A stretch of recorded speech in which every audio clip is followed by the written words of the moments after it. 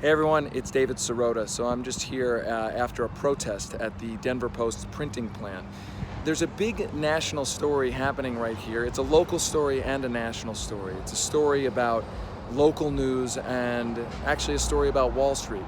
A hedge fund called Alden Capital a few years back bought the Denver Post and has been asset stripping the Post, laying off local reporters, reducing news coverage, reducing the printed edition, basically, many critics say, hamstringing journalism in one of the fastest growing cities in the United States.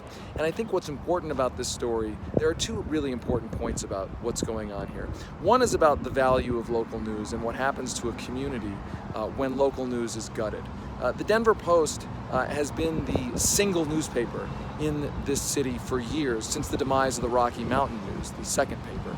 And what's happened is that as cuts have happened at the Denver Post, there's been less and less political coverage, there's been less and less investigative coverage, there's been less and less coverage of, for instance, the oil and gas industry in a state where the oil and gas industry is one of the most powerful industries.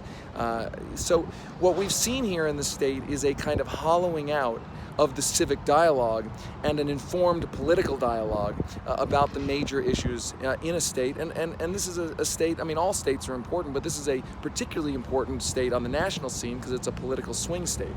And as we've seen the Denver Post lay off more and more reporters, we've seen less and less coverage, which means a less and less informed political discussion and a political discussion that's more controlled by the politicians themselves, who have to deal with fewer and fewer reporters, less and less accountability journalism. That's one part of the story.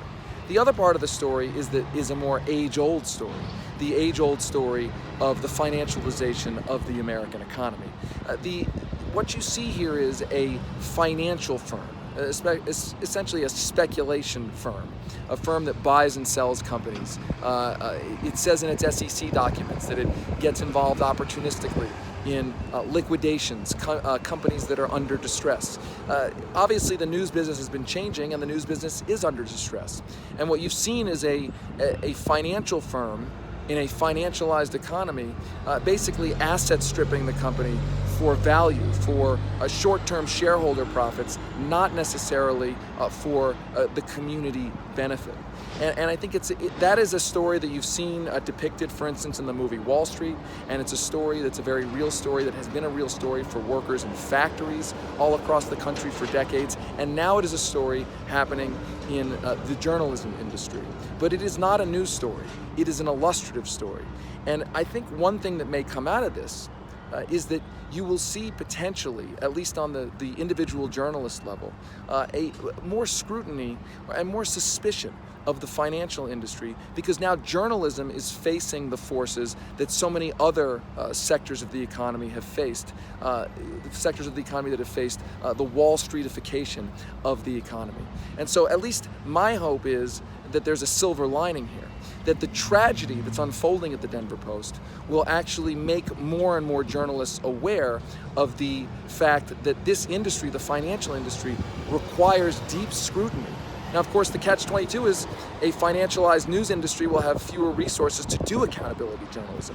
But those journalists who are still working today, I think, are seeing in their own industry the very real-world effects of a financialized economy. And I hope that spurs more accountability journalism and more of an accountability attitude towards a financial industry that continues to grow and that continues to dominate so many parts of the American economy. This is David Sirota for TYT Investigates. Follow us on Facebook, and you can follow me on Twitter at David Sirota. You can follow TYT on Twitter, TYT Investigates at Twitter.